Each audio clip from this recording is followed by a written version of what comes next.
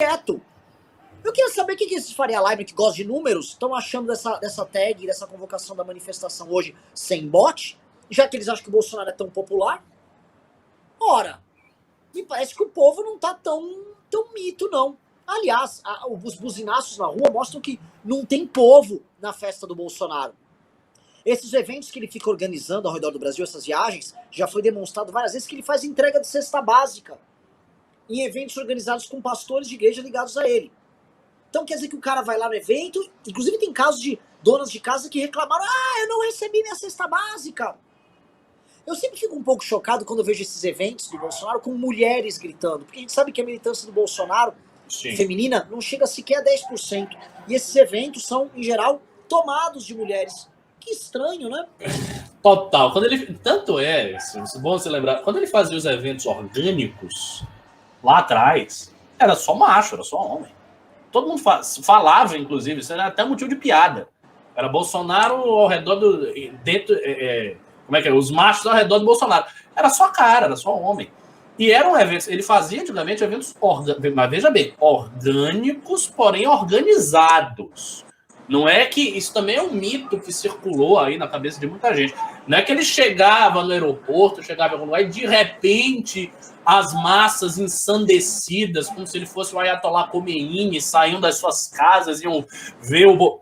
Bolsonaro nunca teve este tamanho de apoio. Ele tinha apoio, mas ele organizava, tinha gente que captava aquele pessoal, mandava fazer. Era uma militância, era como a militância do MBL, só que era a militância do Bolsonaro. E ele não tem mais isso. Então a militância hoje do Bolsonaro é fraca. A militância do Bolsonaro é muito, muito, muito mais fraca do que a militância do MBL. Cravo isso aqui sem medo de errar. A militância do Bolsonaro toda é mais fraca, menos engajada e menor do que a militância do MBL. Aliás, uma pergunta que eu deixo para você e para o pessoal que está assistindo. O que aconteceu com a militância do MBL que não para de vencer? Ricardo Almeida, essa militância outro dia derrubou a PEC da impunidade. Ricardo, essa militância outro dia fez andar a emenda antiprivilégio a despeito do trabalho gigantesco de todas as grandes corporações do funcionalismo no Brasil. E hoje essa militância tá chegando, falta 2.000 menções pra gente bater 100.000 menções na convocação da manifestação. O que eu digo é o seguinte: cadê esse movimento que acabou? E é a primeira vez que eu vejo algo incrível, que é uma militância que ela não tá amarrada num grande herói. Não há um grande herói aqui. Moro! Não. Há uma causa. E as pessoas estão indo pela causa. E dessa vez, é como se o MBL fosse um videogame, ou uma bicicleta, ou um carro. A pessoa tem que saber usar o MBL. Os militantes têm que saber utilizar esse instrumento que é o MBL. E eu tô vendo as pessoas sabendo usar com sabedoria. E entender. Quando o Kim foi assinar aquele super pedido de impeachment, essas pessoas que estão militando hoje entenderam que ele precisava estar lá com pessoas que ele repudia, que ele processou, que são inimigos, não é nem adversários, são inimigos políticos dele.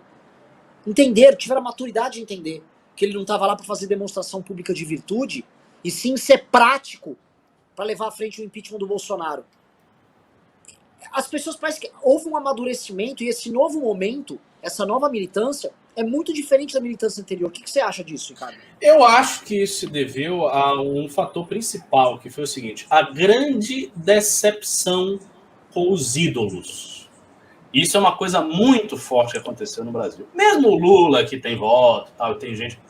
Ele não é mais... O próprio Lula não é mais o Lula que insuflava a militância de esquerda quase toda. Aquele Lula carismático, poderoso, já não é mais. É porque ele dispõe de um capital político que ele acumulou ao longo de muito tempo, que se consolidou. Mas hoje o Lula é uma figura muito diminuída em relação ao tamanho que ele tinha lá atrás. Então houve uma decepção com os ídolos. E o Bolsonaro é a mesma coisa, só que muito mais grave a decepção com o Bolsonaro. Então esses dois grandes ídolos, que foram os caras que vieram aí depois de Fernando Henrique, foi isso. Quer dizer, foi o ídolo Lula, Dilma nunca foi. E o ídolo Bolsonaro. E agora está se construindo o ídolo Ciro.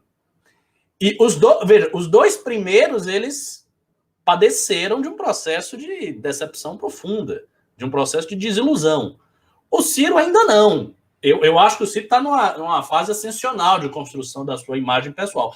Porém, essa decepção com os ídolos fez com que e faz com que as pessoas cada vez mais se apeguem a causas, movimentos, organizações, ou seja, coletivos mais impessoais ou menos personalizados, para usar a terminologia adequada, que podem absorver a energia e o sentido da política dessas pessoas. Então é isso que acontece com o MBL. E eu acho que isso tende a ocorrer em vários níveis, com outras organizações, com outras instituições que consigam, de alguma maneira, captar esse sentimento, seja pela esquerda, seja pela direita.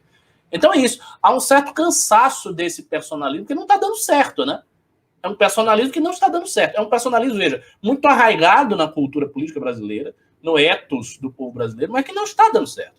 E o MBL não é um movimento personalista. Ele é um movimento que tem os seus heróis. Tem o Renan, tem o Kim, tem o Arthur, tem as figuras que chamam para si e que são vistas como ídolos e heróis, só que dentro de algo muito maior, que é a estrutura do movimento. Então, o que as pessoas querem mesmo é participar do movimento. Tanto é assim que se você tiver um herói do MBL que sai do MBL, a figura dele diminui muito. Ele passa por um processo de eclipse. Isso não é gratuito. Isso acontece por causa desse fenômeno que eu estou explicando. Então as pessoas querem se agregar a um movimento. E outra, se agregar a um movimento dá um sentido muito diferente de militância, muito diferente de ativismo político do que você se agregar a uma figura. Quando você se agrega a uma figura, pelo menos para mim, por exemplo, eu nunca militaria por uma figura. Eu, pessoalmente, só militaria por um movimento, nunca por uma figura. Porque quando é uma figura, me parece muito servil. Tá? Parece que você está puxando o tapete, está estendendo o tapete para uma pessoa. Uma pessoa não. Se eu for centralizar uma pessoa, a pessoa que está no centro da minha vida sou eu, não é ninguém. Né? Então, assim, eu acho isso servil, você ficar, Bolsonaro, Lula, meu amor.